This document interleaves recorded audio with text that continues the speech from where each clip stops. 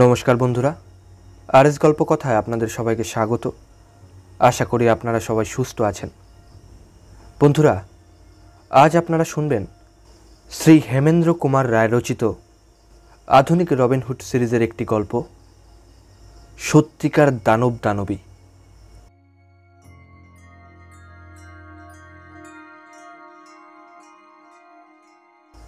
আধুনিক রবিনহুড গল্পের বই, কিন্তু এর প্রধান বিশেষত্ব হচ্ছে এই গোয়েন্দা ও অপরাধীদের নিয়ে রচিত কাহিনীগুলির কোনোটি কাল্পনিক নয়।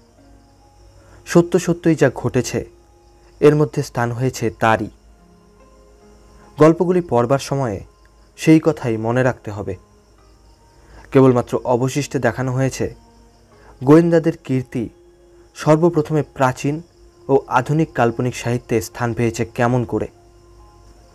মানুষের সভ্যতায় অপরাধী ও গোয়েন্দা এই দুয়েরই জীবন হচ্ছে অত্যন্ত বিচিত্র, এবং সেই জন্যেই ধর্মমূলক সাহিত্যেও অর্থাৎ বাইবেল, রামায়ণ ও মহাভারতেও তাদের পরিহার করা সম্ভবপর হয়নি। রাবণ ও দুর্যোধনের মতো অপরাধী না থাকলে রামায়ণ ও মহাভারতের মূল্য কমে যেত কতখানি, চিন্তাশীলরা তা ভেবে দেখতে পারেন। এবং গোয়েন্দা কাহিনীর বিশেষত্ব ওই দুইখানি কথাকাব্যের মধ্যে নানা স্থলেই আবিষ্কার করা যায়। একটি ছোট দৃষ্টান্ত দিই। রাবণ যখন সীতাহরণ করে পুষ্পক রথে চড়ে লঙ্কায় যাত্রা করেন, সীতা তখন গায়ের গহনাগুলি খুলে একে একে পথে পথে ফেলে দিতে দিতে গিয়েছিলেন, কারণ তিনি জানতেন এই সূত্র ধরেই রামচন্দ্র তার অনুসরণ করতে পারবেন। এই যে সূত্র, এই হচ্ছে গোয়েন্দা কাহিনীরই সূত্র। বাইবেলের গোয়েন্দা কাহিনী আমাদের অবশিষ্টের মধ্যেই পাওয়া যাবে। আদিম যুগে অপরাধ সৃষ্টির সঙ্গে সঙ্গেই যে গোয়েন্দার আবির্ভাব হয় এটুকু অনুমান করা যায় অনায়াসেই, যদিও তখনও পেশাদার গোয়েন্দার জন্ম হয়নি। আমেরিকা ও অস্ট্রেলিয়ার আদিম অধিবাসীরা তুচ্ছ সূত্র ধরে গভীর বন জঙ্গলের মধ্যে ক্রোশের পর ক্রোশ পথ পার হয়ে এমনভাবে পলাতক অপরাধীদের গ্রেপ্তার করতে পারে যা দেখলে ডিটেকটিভ উপন্যাসের বিখ্যাত শার্লক হোমসের বাহাদুরিও খুব বেশি উল্লেখযোগ্য বলে মনে হবে না। কেবল মানুষ কেন, সময়ে সময়ে নিম্ন শ্রেণীর জীবজন্তুরাও প্রকাশ করে গোয়েন্দার বিশেষত্ব। বনের মধ্যে বাঘিনীর অজ্ঞাতসারে তার বাচ্চা চুরি করে কেউ যদি বহু দূরে পালিয়ে আসে, তাহলে প্রায়ই দেখা গিয়েছে বাঘিনী ঠিক খুঁজে খুঁজে যথাস্থানে এসে নিজের বাচ্চাকে আবিষ্কার না করে ছাড়েনি।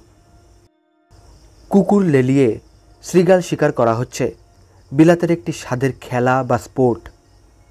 অনুসরণকারী মানুষ ও কুকুরদের বিপথে চালনা করবার জন্যে সে সময়ে পলাতক শৃগালরা এমন সব অদ্ভুত কৌশল অবলম্বন করে যা অত্যন্ত বিস্ময়কর। ধরুন, শৃগাল হয়তো একটা নদীর ধারে এসে পড়ল, কিন্তু প্রাণের ভয়ে ব্যাকুল হয়ে সে সোজাসুজি নদী পার হয় না, কারণ সে জানে মানুষ চালিত কুকুররা সহজ বুদ্ধিতে সরাসরি নদীর ওপারে গিয়ে আবার তার গন্ধ খুঁজে পাবে। অতএব শৃগাল নদীর জলে পড়ে আগে ডাইনে বা বাঁয়ে সাঁতরে অনেক দূর চলে যায় এবং তারপর নদী পার হয়। এই যে যুক্তিসিদ্ধ বুদ্ধি, মানুষ গোয়েন্দা বা অপরাধীর বুদ্ধির চেয়ে এর মূল্য কিছুমাত্র কম নয়। অপরাধী ও গোয়েন্দার কার্যকলাপ সাধারণ মানুষের কাছে যার পরনাই চিত্তাকর্ষক, এবং সেই জন্যে তাদের নিয়ে সারা পৃথিবীতে এক বিরাট কাল্পনিক ও জনপ্রিয় সাহিত্যের সৃষ্টি হয়েছে। মন গড়া গল্পই যখন লোকের এত ভালো লাগে, তখন এ সম্বন্ধে সত্য কাহিনী বাঙালি পড়ুয়াদের মনোরঞ্জন করতে পারবে অধিকতর। এই বিশ্বাসেই আধুনিক রবিনহুড প্রকাশ করা হলো। ইতি শ্রী হেমেন্দ্র কুমার রায়। তাহলে শুনতে থাকুন শ্রী হেমেন্দ্র কুমার রায় রচিত আধুনিক রবিনহুড সিরিজের গল্প, সত্যিকার দানব দানবী।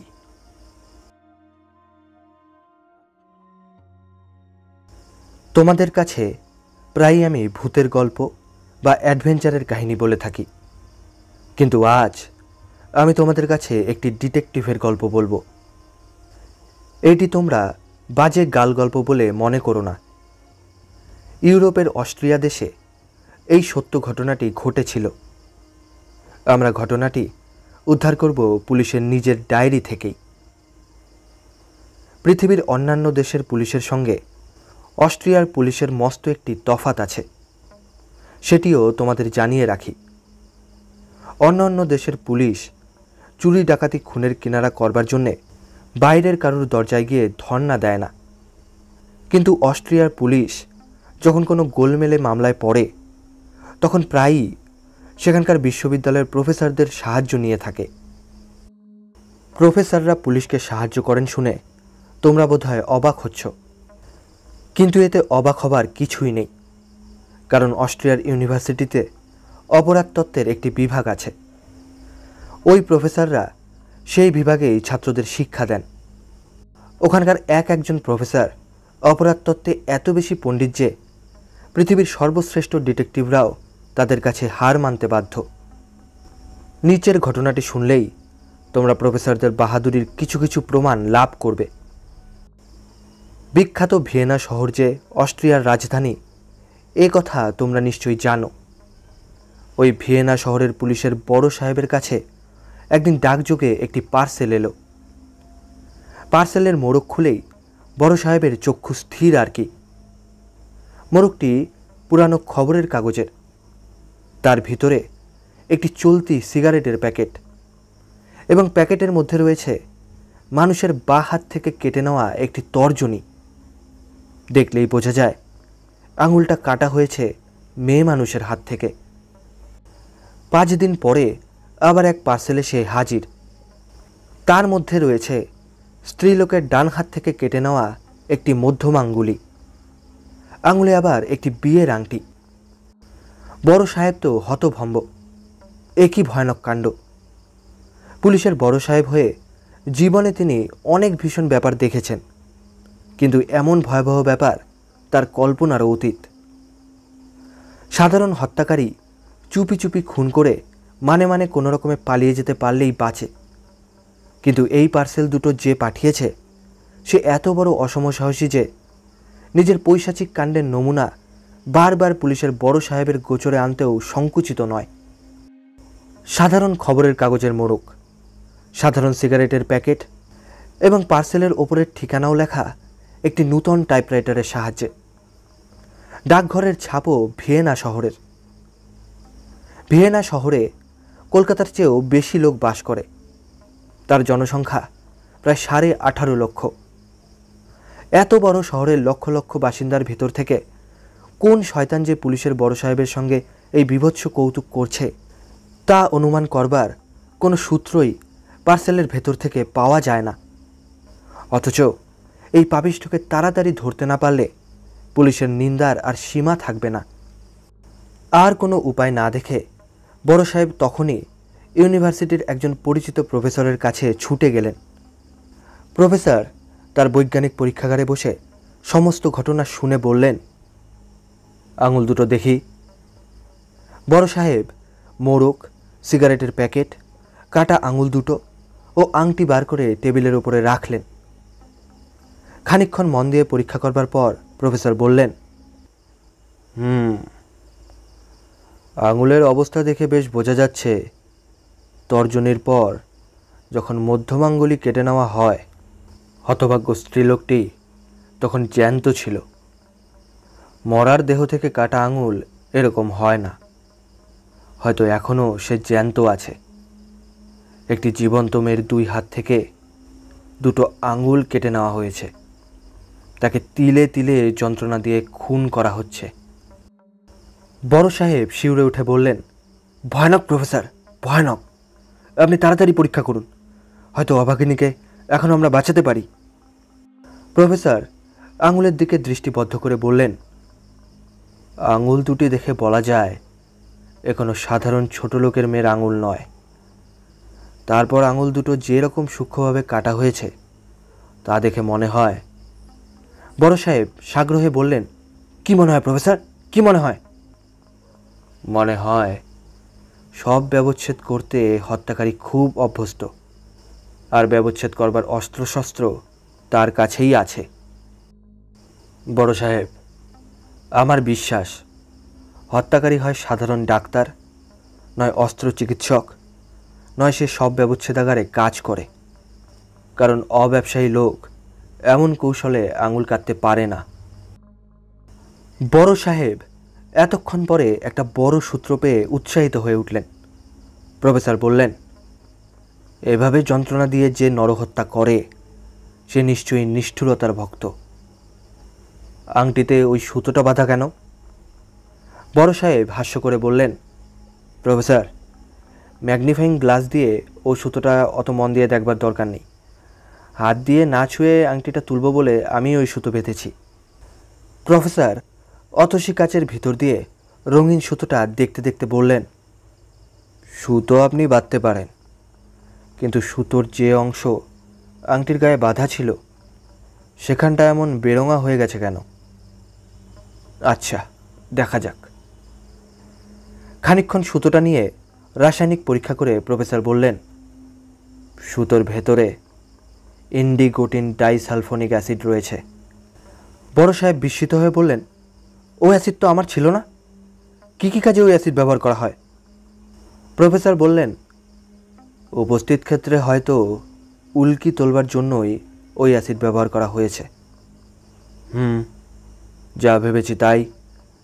এই দেখুন, কাটা মধ্যমাঙ্গুলির ওপর থেকে উল্কি তোলবার চেষ্টা করা হয়েছে, কিন্তু অ্যাসিডে চামড়া ক্ষয়ে গেলেও দাগ দেখে বোঝা যায় আঙুলে উল্কিতে আঁকা ছিল একটা ছোট্ট সাপ। বড় সাহেব বললেন, ছোট্ট সাপ? হ্যাঁ বড় সাহেব, হত্যাকারী বোধ হয় কোনো স্ত্রীলোকের হাতে জোর করে একটা সাপ এঁকে দিয়েছিল। সে বোধহয় বলতে চেয়েছিল, তুমি কাল সাপিনীর মতো দুষ্ট, তাই তোমার আঙুলে এই সাপ দেখে দিলুম। কিন্তু তারপরও স্ত্রীলোকটি বোধ হয় তাকে পুলিশের ভয় দেখায়। হত্যাকারী তখন হয়তো বলে, তুমি আমাকে পুলিশের ভয় দেখাচ্ছ? বেশ, তাহলে পুলিশের কাছে যে আঙুল দিয়ে আমাকে দেখিয়ে দেবে, তোমার সেই আঙুলি কেটে নিয়ে পুলিশের কাছে আমি উপহার পাঠাবো। কিন্তু আঙুলটা পাঠাবার সময় সাবধানী হত্যাকারী উল্কিটা তুলে ফেলবার চেষ্টা করেছিল। বড় সাহেব বললেন, প্রফেসর, এইবারে আপনি কবির মতো কল্পনার আশ্রয় নিয়েছেন। এসব স্বাভাবিক কথা নয়। প্রফেসর হেসে বললেন, হ্যাঁ, আমার এই অনুমান মিথ্যা হতেও পারে, কিন্তু মনে রাখবেন, আমরা কোনো স্বাভাবিক হত্যাকারীর কীর্তি নিয়ে আলোচনা করছি না। কিন্তু সে কথা এখন থাক। আপনাকে আসল পথ আমি দেখিয়ে দিয়েছি। আপনি অস্ত্র চিকিৎসকদের মধ্যেই হয়তো হত্যাকারীর সন্ধান পাবেন।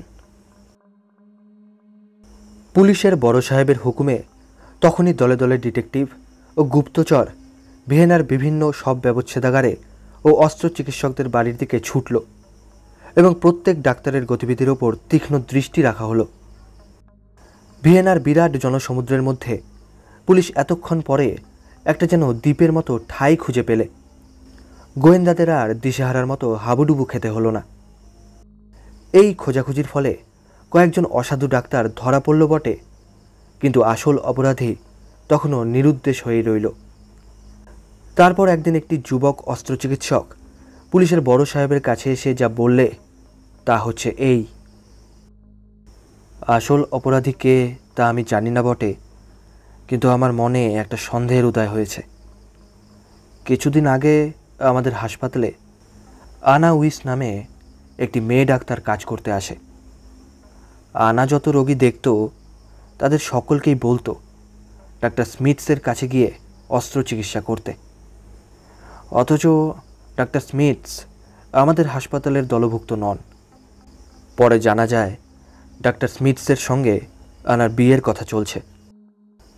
তারপর ডাক্তার মহলে কানাঘুষোয় শোনা গেল ডাক্তার স্মিথস নাকি একই রোগীর ওপরে অকারণে বারবার অস্ত্র প্রয়োগ করে ডবলতে ডবল ফি আদায় করেন, যেন তিনি খুব সহজেই তাড়াতাড়ি বড়লোক হয়ে উঠতে চান। কিছুদিন পরে শুনলুম আনার সঙ্গে ডাক্তার স্মিথসের বিয়ের সম্পর্ক ভেঙে গেছে। তিনি বার্থা নামে আরেকটি মেয়ে ডাক্তারকে বিয়ে করতে চান। দিন কয়েক হলো আনা আমাদের হাসপাতালের কাজ ছেড়ে দিয়ে চলে গিয়েছে। ডাক্তার স্মিথসও এখন শহরের বাইরে গিয়েছেন, আর বার্থারও কোনো খোঁজ পাওয়া যাচ্ছে না। গোয়েন্দারা এবারে ডাক্তার স্মিথসের সন্ধান করতে লাগলো। স্মিথসের এক পরিচিত রোগী খবর দিলে সেই ডাক্তারকে সামারলিংয়ে ট্রেন ধরতে দেখেছে। সামারলিং হচ্ছে অস্ট্রিয়ারই একটি পাহাড়ি জায়গা। লোকে সেখানে হাওয়া বদলাতে যায়। পাহাড়ের কোনো নির্জন স্থানে একটি বাড়ি। গোয়েন্দারা সেইখানেই ডাক্তার স্মিথসকে আবিষ্কার করলে। তখন অনেক রাত হয়েছে। স্তব্ধতা ভেদ করে সশব্দে বইছে কনকনে ঠান্ডা বাতাস।